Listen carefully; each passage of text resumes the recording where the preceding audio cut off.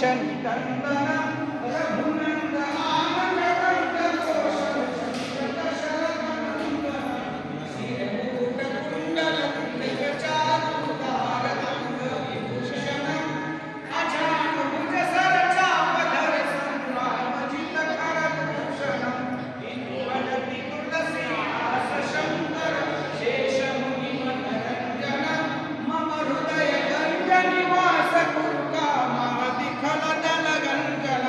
प्रभु रामचंद्र भगवान की जय।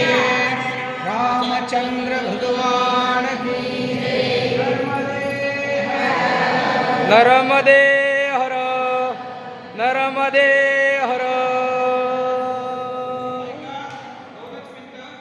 आपल्या पत्रिकेतला थोडासा पाहिजे का उत्तम झालेला नव्हता, कारण आम्ही पैदल परिक्रमा करून गेलो आणि आमच्या डोक्यात फक्त पैदलचा रूट होता.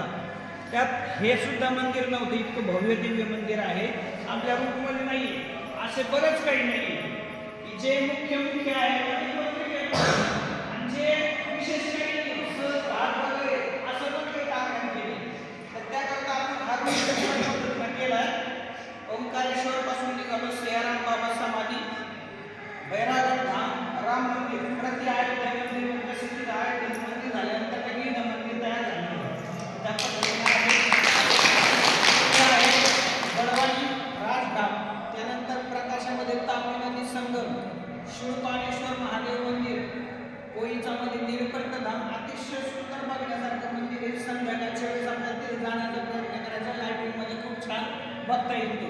त्यानंतर पुढे गेल्यानंतर बुलबुला कुंड आहे की त्या कुंडातून आपोआप बुडबुड येतात. आपण बोललो की खालून बुडबुड येतात. हा, कश्यप ऋषींची तपश्चर्याची भूमी येते.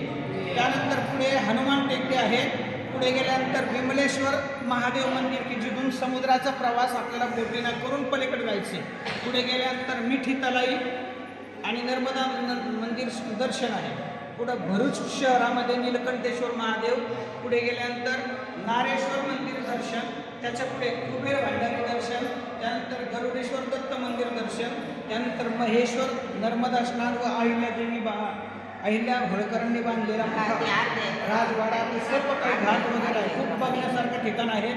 आणि उज्जैन महाकालेश्वर आपल्या पत्रिकेत नाही तरी सुद्धा आपल्याला ते सुद्धा घ्यायचे.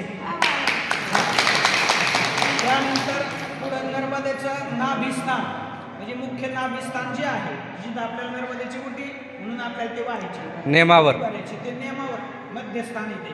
त्यानंतर तिथं पांडवांनी बांधलेलं मंदिर आहे. एका रात्रीत बांधलेलं मंदिर आहे आणि त्यांना त्या ठिकाणी 12 वर्षाचा वनवास पूर्ण झाला. अज्ञातवासामध्ये ओळखू नये म्हणून एका रात्रीत बांधलेलं पूर्वेकडचं तोंड पश्चिमेकडे केलं रात्री भीमाने, ते असणारं सिद्धेश्वर मंदिर. अतिशय नक्षीकांत जुन्या पद्धतीचं काम आहे, हेमाडपंथी, ते त्या ठिकाणी बघायला भेटेल. पुढे गेल्यानंतर सलकनपूर बिजासन माता मंदिर, त्यानंतर बरमान घाट, नर्मदा स्नान, बांद्रा घाट, तवा नदी संगम, नंतर बेडा घाट, सरस्वती घाट, कृष्ण मंदिर आणि नंतर अमरकंटक जिथे आपल्याला नर्मदा मैयाचं कुंड आहे, जिथून उगम पावली ती उद्गमस्थान आहे, त्या ठिकाणी जायचं आहे. पुढे महाराजपूर घाट, नर्मदा स्नान, त्यानंतर नर्मदापुरम सेठाने घाट, मग ओंकारेश्वर. अशी सुंदर पद्धतीनं लिस्ट बनवली. जरी पत्रिकेत काही गोष्टी नसल्या तरी आपल्याला सगळ्या करायच्या. आता हे ग्रुपवर मी सगळ्यांना टाकणार आहे. अशा पद्धतीनं आपण सगळा रूप करू. पहिलं पत्रिकेत त्याच्यातलं बरंच काही आहे, पण काही जे नाही ते पण आपण घेण्याचा प्रयत्न केला आहे. परत काय आपलं येणं होत नसतंय. आमचा पैदलचा रूट वेगळा होता, गाडीचा रूट थोडा वेगळा असतो, काही गोष्टी राहून गेल्या होत्या. पण ते आपण याच्यात सुधरून घेतल्या. ड्रायव्हर मामाशी बोललो, आमचं काय पुन्हा एकच ठिकाणी जाणं होत नाही.